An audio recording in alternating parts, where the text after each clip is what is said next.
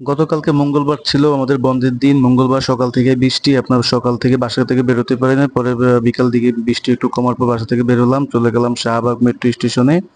সেখানে যে টিকিট কেটে মেট্রো রেলের জন্য দাঁড়িয়েছিলাম, এই যে দেখছেন মেট্রো রেল চলে আসছে। তো মেট্রো রেল চলে আসার পর আমি উঠে গেলাম মেট্রো রেলে। আপনার মেট্রো রেলে অনেক ভিড় আজকে। যেহেতু আমি বিকালের দিকে বের হইছি, অফিস আওয়ার আপনার এখন ছুটি হয়েছে, সবাই তাদের বাসায় গন্তব্যে যাবে, সেজন্য মেট্রো রেলে যাচ্ছে। মেট্রো রেলে ভিড়, আমিও বসার জায়গা পাই নাই, অনেকেই বসার জায়গা পায় না, আমার মতো সবাই আপনার দাঁড়িয়ে আছে।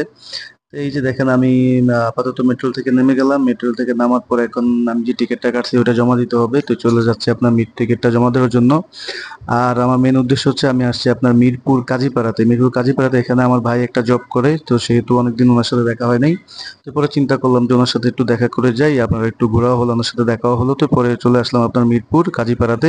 এই যে আমি বের হয়ে যাচ্ছি কাজীপাড়া স্টেশন থেকে। ইনশাল্লাহ সবাই ভালো থাকবেন, দোয়া করবেন। আসসালামু আলাইকুম।